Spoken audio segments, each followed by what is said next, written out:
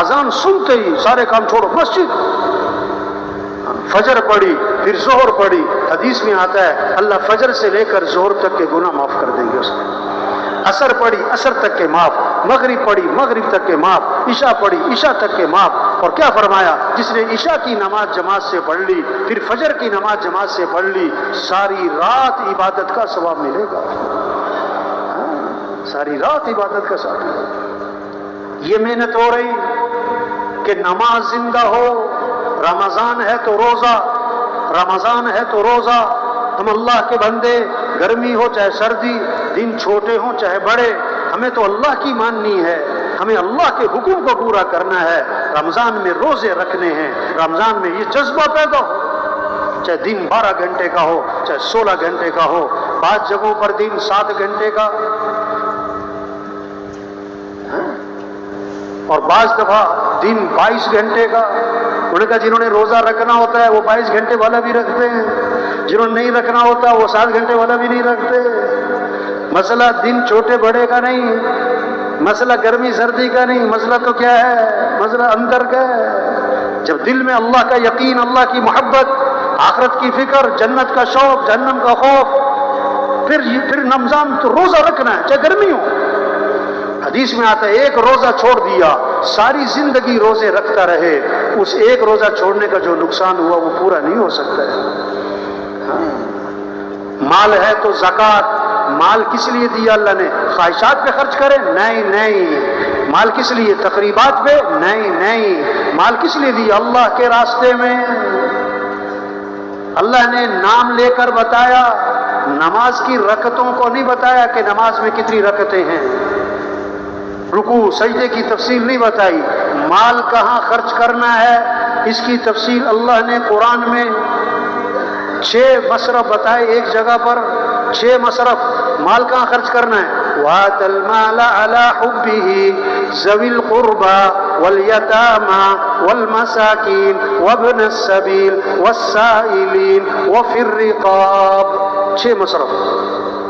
مال کہاں خرچ کرنا ہے, رشتہ داروں پر, یتیموں پر, مسکینوں پر, مسافروں پر, مانگنے والوں پر, اور گردنیں آزاد کروانا مقروض ہے, بے گناہ جیلوں میں ہیں. یہ 6 مصرف بتا کر آگے فرمایا وَأَقَامَ الصَّلَاةَ وَآتَ الزَّكَاةَ, نماز بھی قائم کرنا, زکوٰۃ بھی ادا کرنا. تو یہ 6 مصرف کیا تھے زکوٰۃ کے علاوہ. مال کس لیے ہے, اللہ کے راستے میں خرچ کرنا ہے, خواہشات پہ نہیں, تقریبات پہ نہیں, دکھلاوے پہ نہیں. قحط پڑا ہے مدینہ منورہ میں, حضرت عثمان رضی اللہ عنہ کا قافلہ, تجارت کا قافلہ واپس آ رہا ہے. تاجر نکلے باہر کہ 10 کی چیز ہم 12 میں لیتے ہیں, کہ نہیں مجھے قیمت زیادہ لگ گئی. 14 میں لیتے ہیں کہ زیادہ لگ گئی. کس نے لگائی, ہم سے پہلے تو آیا کوئی نہیں. کہ میرے اللہ نے کیا فرمایا, 1 کے بدلے 10. تو تم گواہ رہو 1000 اونٹ ہیں, سامان سے لدے ہوئے ہیں, یہ سارا قافلہ میں اللہ کے راستے میں صدقہ کرتا ہوں. مال اس لیے اللہ کے راستے میں خرچ کرنا ہے, خواہشات پہ نہیں. جب ایمان بنے گا, اللہ کی عظمت دل میں آئے گی, پھر جان صحیح جگہ, مال صحیح جگہ, پھر رمضان میں روزہ, 5 وقت نماز, پھر اللہ نے مال دیا تو حج, اللہ کے گھر جانا ہے, بیت اللہ جانا ہے, شوق ہوگا, محبت ہوگی, شوق سے جانا, محبت سے جانا. حج پہ جا رہا ہے, عمرے پہ جا رہا ہے, سب سے پہلا کام احرام باندھا تو تلبیہ ہے. تو تلبیہ کے بارے میں حکم کیا ہے, شوق سے جوش سے پڑھنا کہ ڈھیلا ڈھیلا پڑھنا. کیوں بھائی, بلند آواز سے پڑھنا کہ پست آواز سے پڑھنا. ہاں, پھر جوش ہوگا, شوق ہوگا, اللہ کے گھر جا رہے ہیں. پھر تلبیہ پڑھتے ہوئے کیا ہوگا, ایک جذبہ ہوگا, لبیک اللہم لبیک لبیک لا شریک لک لبیک ان الحمد والنعمت لک والملک لا شریک لک.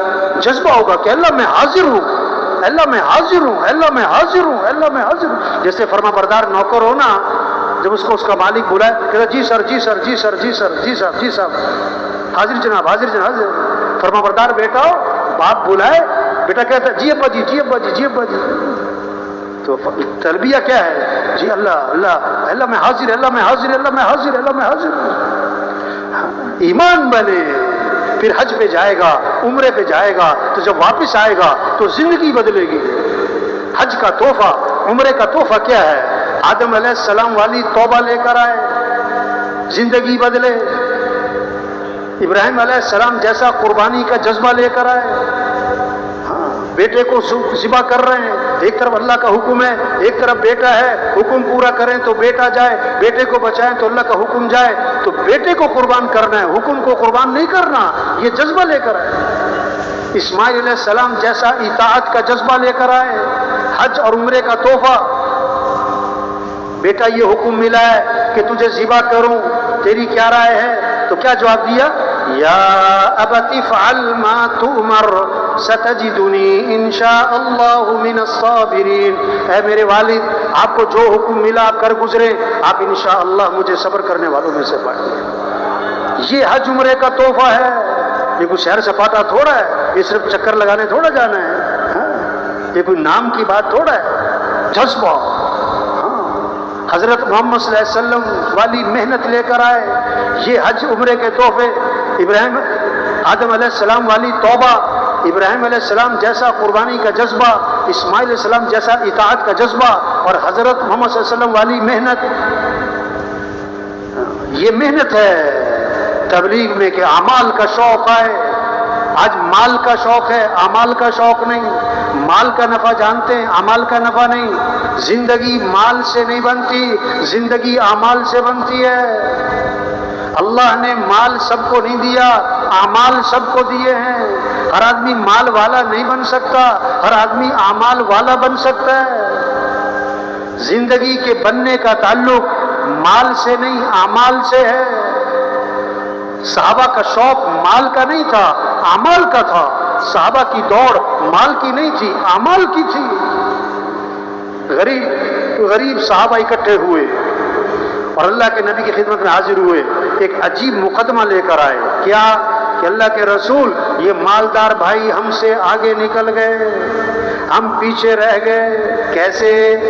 وہ نماز پڑھیں ہم نماز پڑھیں برابر، وہ روزہ رکھیں ہم روزہ رکھیں برابر. ان کے پاس مال ہے، یہ اللہ کے راستے میں خرچ کرتے ہیں، غلام خرید کے آزاد کرتے ہیں. ہمارے پاس مال کوئی نہیں، ہم یہ خرچ کرنے والا کام، غلام آزاد کرنے والا کام نہیں کر سکتے، ہم تو پیچھے رہ گئے. اللہ کے نبی نے فرمایا میں تمہیں ایسا عمل بتلاؤں جو اس عمل کو کرے گا اس سے آگے کوئی نکل ہی نہیں سکے گا. فرض نماز کے بعد 33 مرتبہ سبحان اللہ، 33 مرتبہ الحمدللہ، 34 مرتبہ اللہ اکبر. جو یہ تسبیح پڑھے گا اتنا اجر اور اتنا ثواب کہ اس سے آگے کوئی نکل ہی نہیں سکتا. اب غریب صحابہ بڑے خوش ہوئے اور واپس آئے، مسجد میں نماز پڑھی اور نماز کے بعد بیٹھ گئے اور تسبیح شروع کر دی سبحان اللہ سبحان اللہ. اب اس زمانے کے جو مالدار تھے انہیں بھی شوق کس چیز کا تھا؟ عمل کا. انہوں نے پتہ کیا کہ یہ سارے کیوں بیٹھے ہوئے، یہ کیا ہے. انہیں ساری بات کا پتہ لگ گیا، وہ بھی بیٹھ گئے، انہوں نے بھی تسبیح شروع کر دی. غریب صحابہ دوبارہ اکٹھے ہوئے، پھر اللہ کے نبی کے پاس حاضر ہوئے. حضور، یہ مالدار بھائیوں کو پتہ لگ گیا اس تسبیح کا، انہوں نے بھی شروع کر دی، ہم تو پھر پیچھے رہ گئے. اس پر اللہ کے نبی نے کیا فرمایا؟ ذالک فضل اللہ یؤتیہ من یشاء. یہ تو اللہ کا فضل ہے، اللہ جسے چاہے عطا فرمائے. اس سے کیا سمجھ میں آئی بات؟ کہ اگر کسی کے پاس مال ہے تو یہ اس کا کوئی کمال نہیں ہے، یہ اللہ کا فضل ہے. یہ اللہ کا کیا ہے؟ اعمال کا شوق پیدا ہو. اس لیے تبلیغ میں محنت ہو رہی ہے، گھروں میں تعلیم ہو، مسجدوں میں تعلیم ہو، ہر مسلمان تعلیم کے حلقوں میں بیٹھے اعمال کے فضائل کو سنیں تاکہ اعمال کا شوق پیدا ہو. اعمال کا شوق پیدا ہو. اعمال سے زندگی بنتی ہے. حالات کے بننے کا تعلق حکومتوں کے بدلنے سے نہیں، حکومتوں کے آنے جانے سے نہیں. حالات بنانے والا اللہ. اللہ حالات بنائے کوئی بگاڑ نہیں سکتا، اللہ بگاڑے کوئی بنا نہیں سکتا۔ اور اللہ بندوں کے اعمال دیکھتے ہیں، جیسے اعمال ہوں گے ویسے حالات ہوں گے۔ اعمال اچھے تو حالات اچھے، اعمال خراب تو حالات خراب۔ کیکر کے درخت پہ آم نہیں لگتا، کیکر کا درخت لگا کے آم کا انتظار جہالت۔ پانی پہ لکیریں نہیں کھینچا کرتی، کوئی پانی پہ لکیریں کھینچ رہا ہو بے وقوف وقت ضائع کر رہے، پانی پہ لکیریں نہیں کھینچتی۔ کوئی ریت کے اوپر دیوار کھڑی کر رہا ہو، جہالت ہے، ریت پہ دیواریں نہیں کھڑی ہوتی۔ جب اعمال خراب ہوں گے تو حالات کیا ہوں گے؟ حالات کیا ہوں گے بھائی؟